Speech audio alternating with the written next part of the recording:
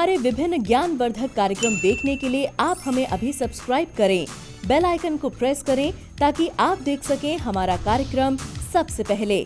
और अधिक जानकारी के लिए फेसबुक पेज को लाइक करना न भूलें। जय मां इंद्राक्षी। इंद्राक्षी धाम में दर्शकों आप सभी का हम हार्दिक स्वागत करते हैं।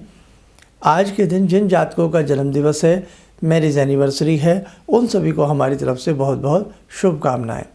आज का पंचांग 25 दिसंबर सन 2020, दिन शुक्रवार, मार्गशीर्ष का महीना, शुक्ल पक्ष, संवत 2077, तिथि आज एकादशी है और मोक्षदा एकादशी है।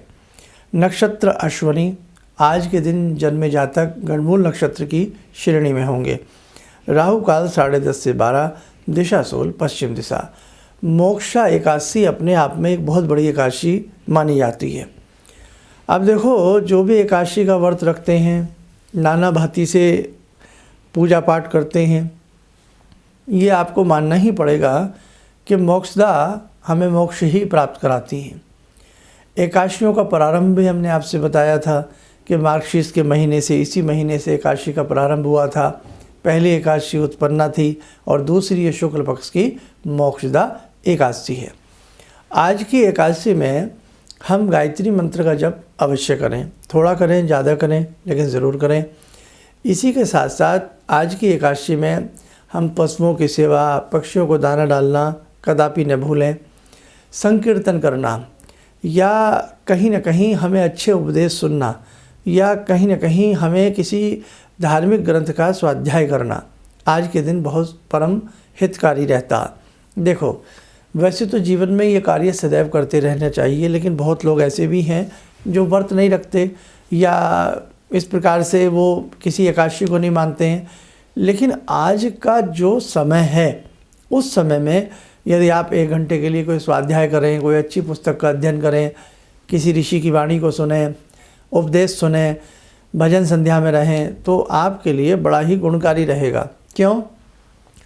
आप नहीं करते, लेकिन लाखों करोड़ों लोग करते हैं। एकादशी का व्रत भारतवर्ष में और विदेशों में भी बहु यातायात में रखा जाता है, यानी कि बहुत अनेकों लोग रखते हैं और दोनों एकादशी का व्रत रखते हैं। तो कहीं ना कहीं जब इस प्रकार से कोई कार्य बहुत लोगों के द्वारा होता है एक तिथि में और एक साथ होता है, तो उसका पुण्य बढ़ जाता है। वो दिन अपने आप में कहीं ना कहीं सौम्यता अपने आप में समेटता है। अब जैसे दीपावली की रात्रि आती है, पूरे विश्व में, भारत की तो बात हम कर ही लेते हैं, लेकिन पूरे विश्व में कहीं ना कहीं महालक्ष्मी का पूजन होता है और भारतवर्ष में पूरे में महालक्ष्मी का पूजन होता है।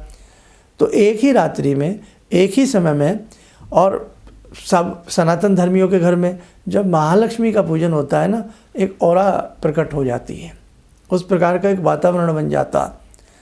तो कहने का भाव मेरा यही है। अब एक छोटा सा एग्जांपल याद आ रहा है तो सुन लीजिए। रविवार है, संडे का दिन है, दिमाग में क्या फीड हो जाता है? ये छुट्टी का दिन है, हो जाता है ना। और जब छुट्टी के दिन की बात आती है तो पेंडिंग वर्क याद आ जाते हैं या आराम कर लेंगे, एकदम जहन में बातें चलती हैं, तो वो दिन की ऑरा ऐसी बन जाती है।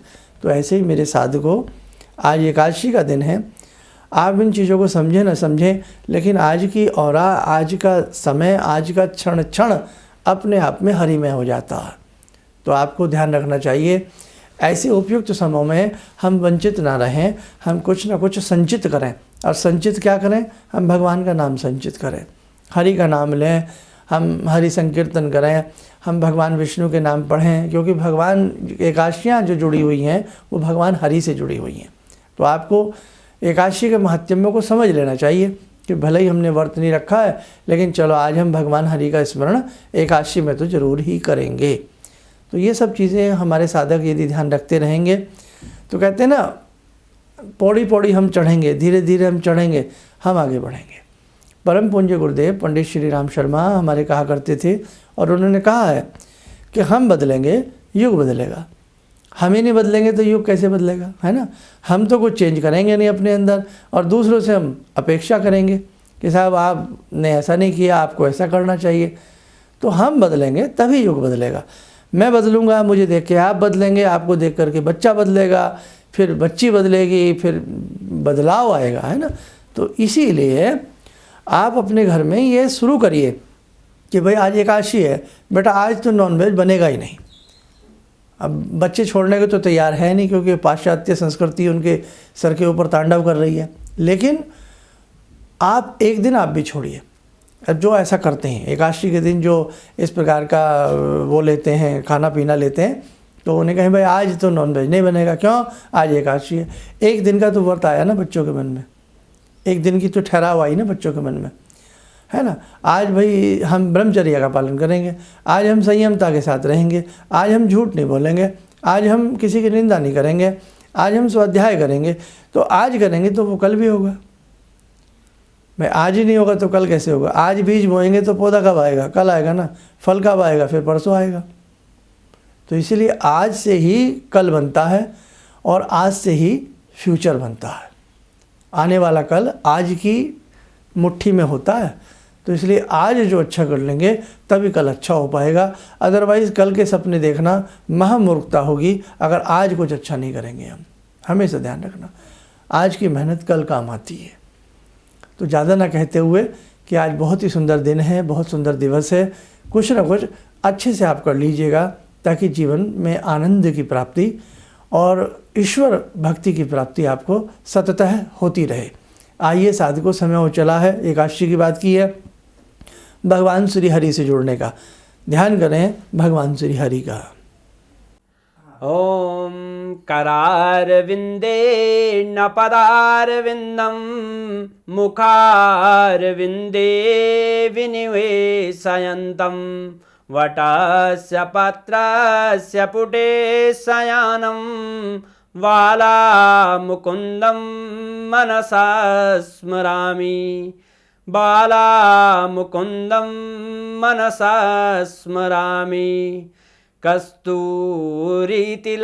ललाटपटले वक्षस्थले कौस्तुभं नासाग्रे वरमुक्तिकं करतले वेणुकरे कङ्कणं सर्वाङ्गे हरिचन्दनं सुललितं कंठे च मुक्तावले गोपास्ति परिवेष्टितो विजयते गोपालचूडामणि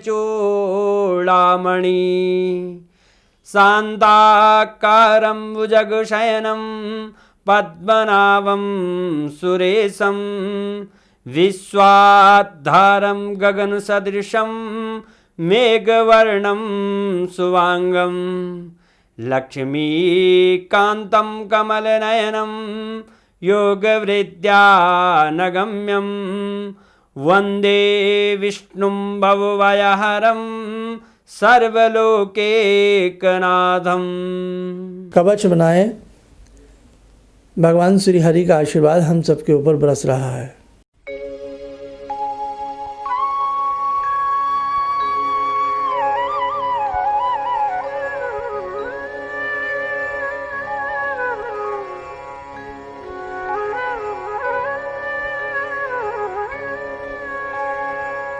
ओम बोलते हुए नेत्र खोलें, सामान्य हो जाएं। अब हम एक संदेश, जितने भी हमसे दीक्षा लेना चाह रहे थे सबने अपने अपने नाम लिखवा दिए हैं। यदा कदा फिर भी आप लोग भारी संख्या में रोज़ कहीं ना कहीं अपने नाम लिखवा ही देते हैं।